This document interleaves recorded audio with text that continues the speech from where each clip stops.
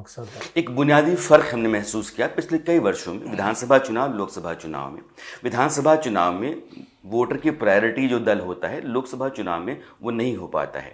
मैं आपके सामने 2014, 2019 दोनों चुनावों को रखता हूँ। 2014 में आपकी पार्टी आरजेडी या नीतीश कुमार बीजेपी, ये अलग अलग खेमों में थे।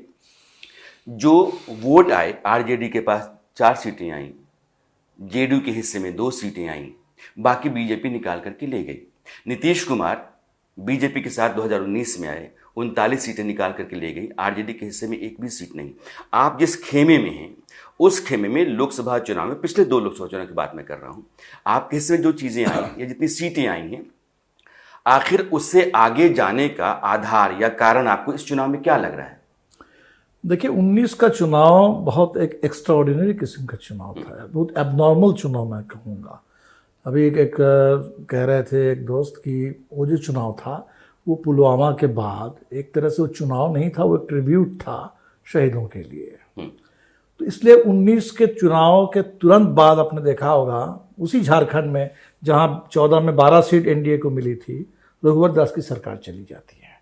बिहार देखिए, जहाँ 39 आउट ऑफ 40 ये एनडीए को मिला था, उसके ठीक 1-1.5 साल बाद विधानसभा के चुनाव होते हैं कोरोना काल में, और करीब करीब 50-50 बिहार डिवाइड हो जाता है। तो हमें लगता है कि इस बार का चुनाव तो किसी अतीत के चुनाव से इसकी तुलना नहीं होगी। ये बिल्कुल एक यूनिक चुनाव है और लोग इस बात को समझ रहे हैं। जैसे आपने कहा ना कि पिछली बार में बालाकोट पर अटैक हुआ था, पुलवामा का जो हमला था, उसके बाद हिंदुस्तान की सरकार ने बालाकोट पर अटैक किया, तो आप कह रहे हैं कारण वो था। मैं कहता हूं कि इस बार भी वो कहते हैं कि राम मंदिर कारण है, 370 को हटाना एक कारण है, हिंदुस्तान की अर्थव्यवस्था 10वें पायदान से 5वें पायदान पर आ गई है, यह भी एक कारण है। तो उनके पास इस बार भी चुनाव को जीतने के लिए कारण तो हैं, आप इसको खारिज कैसे कर सकते हैं? नहीं, बिल्कुल ये कोई कारण नहीं है। अगर ये कारण होता तो आज मोदी जी आप देख रहे हैं कि चुनाव में लगातार वो मुद्दों की तलाश कर रहे हैं कि किस सवाल पर क्या हम दे शिगुफा, क्या करे, क्या जुमला फेंके जिसमें लोगों को शायद लगे।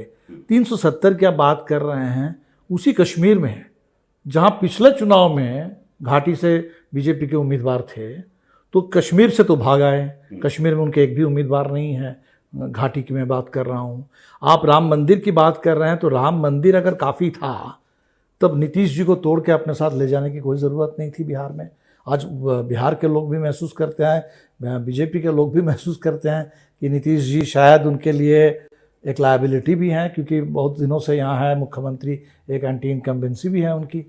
तो ये सब कुछ उन्होंने जो कबूल कर लिया वो इसीलिए क्योंकि वो समझ रहे हैं कि इस बार उनके पास कोई मुद्दा नहीं है। तो सवाल डिलीवरी पर है, सवाल उनके परफॉर्मेंस पर है, और लोग ये महसूस करने लगे हैं कि ये शायद अब तक का हिंदुस्तान के सबसे निकम्मी सरकारों में सबसे भ्रष्ट सरकार है शायद। जैसे आपने दीपांगे जी कहा